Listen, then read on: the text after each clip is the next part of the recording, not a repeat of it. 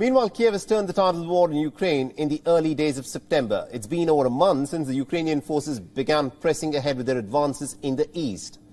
And Russia, for its part, has formally annexed 4 parts of Ukrainian eastern regions. Now, analysts now believe that the war has become riskier and may in fact take a pretty dangerous turn ahead. In the latest, NATO has expressed concerns about the movements of a Russian nuclear submarine. And according to a report by the Italian newspaper La Repubblica, NATO has sent an intelligence note to its member nations, and the note reportedly warns NATO members of the mobilization of the key 329 Belgorod. Now, sources say that this submarine that was launched in the month of July is now in the Arctic waters. But what is this Russian submarine that has unnerved the 30-member military alliance doing in the Arctic waters? Now, for one, the Belgorod is the world's largest nuclear-powered submarine. It is reportedly 184 meters long and 15 meters wide. Now, despite its dimensions, it can actually travel at a speed of about 60 kilometers per hour. Moreover, it can also stay underwater for about 120 days. Now, the Belgorod is also the carrier of what is known as Russia's weapon of apocalypse, the Poseidon nuclear missile.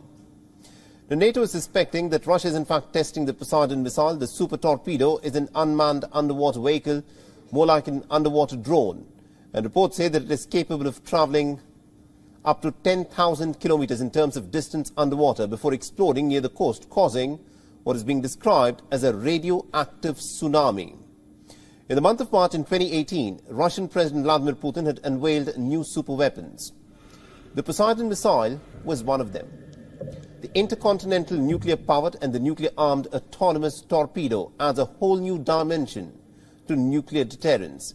Now, its speed is expected to be about 70 to 108 knots, making it almost untraceable. And it could also operate at a depth of almost 1,000 meters, making it almost unreachable as well.